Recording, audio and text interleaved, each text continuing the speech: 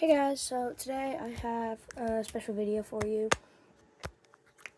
So what I'm going to be doing is showing you the setup for how you're gonna want to set up your leopard geckos terrarium, and they are one of the most popular lizards to get, so that's why I'm making this video about them. So here is this one. He is my friend's, but my friend's on vacation, and I'm watching him for him. So what you're gonna need is, first off, a rock for them to hide in. And normally I would turn it around so that they don't like being seen, but I'm doing this for this video. Water bowl. And don't put too much water in because they will jump in and drown. Normally I would say fake grass, but there's paper towels in here to keep the temperature up, a little like temperature thingy, and whatever that is. I don't know what it is. Screenshot this video and Google search it. I don't know what it is. So the main thing you're gonna need though is a heat lamp. And you can't just have a heat lamp. You need to have a top for the enclosure that's still like breathable. And you're gonna need just a regular light, UV light. So this is not a good size for a leopard gecko. I have this because my friend's just on vacation for a week and he asked me to watch the lizard, and that's what I'm doing for him. But normally you're gonna need a 75-gallon tank for a leopard gecko. A baby will need a 75-gallon tank because they will grow and they will get about this big.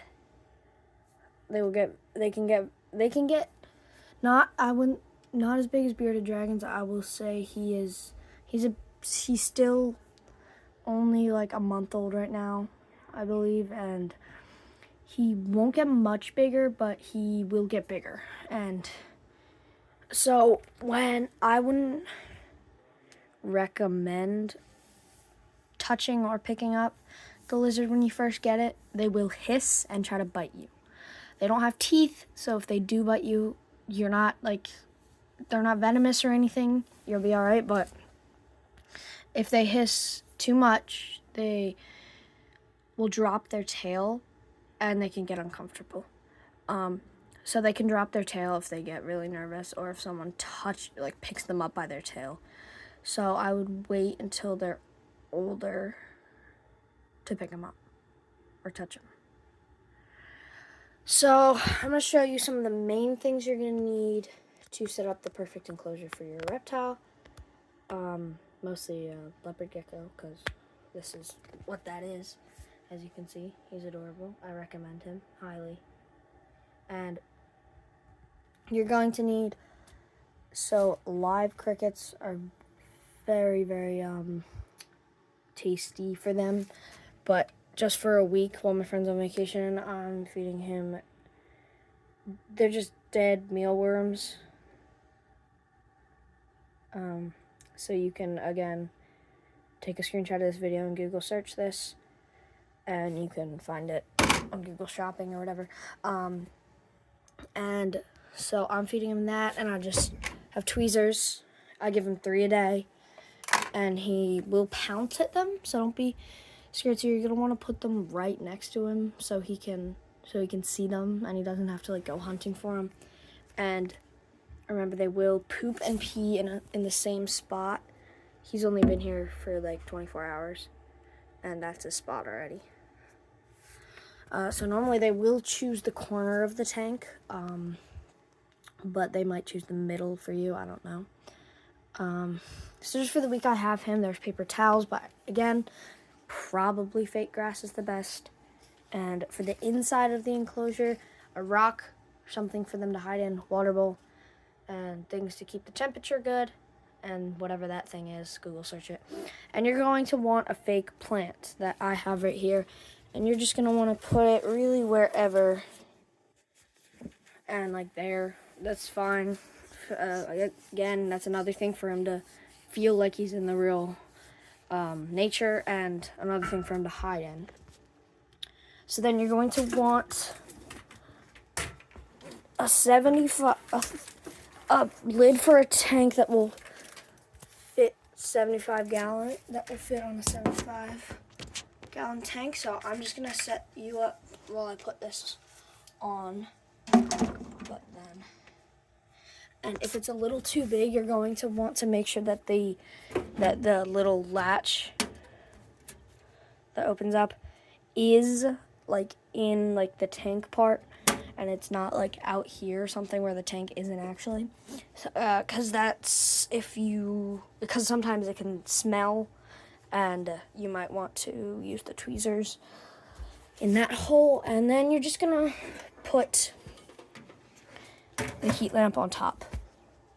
You're gonna want to put it in the back more, and then you're gonna get your long UV. You're gonna get a long UV light. Again, you can Google search this right now, or just it'd be easier to just search UV light for reptiles. But so you're gonna need a heat lamp that has two little lamps thingies, and you're gonna plug them all in. Switch on the heat lamps. And look at him. He's climbing in his water bowl. There's no water in it right now because he's trying to drink, but there's no water in it right now. Sorry, bud. So yeah, he'll get water soon enough. Trust me, I'm not abusing him or whatever. He'll get water as soon as my friend who has the lizard's mom texts back to my dad about what we're supposed to do if the water runs out. Normally you would think just refill it, but it's been like that for a while. So I'm not sure what to do. And if you put too much in there, like I said before, he will jump in and drown. Okay, now getting back to the lights situation. And you're going to plug this in too. As you can see, they're all plugged in to there. Ow, I just hit my head. So then you're going to turn that light on. There you go. So you're going to, if you have the mealworms, you're going to want to refrigerate them and 3 times a day. And if you forget to feed him one day, it's fine. He doesn't need to be fed every single day, but just for the week that I have him, I need to feed him every day. And as you can see, he's chilling in his water bowl. So yeah. Go down below, leave a like, and subscribe for this little guy. See you guys.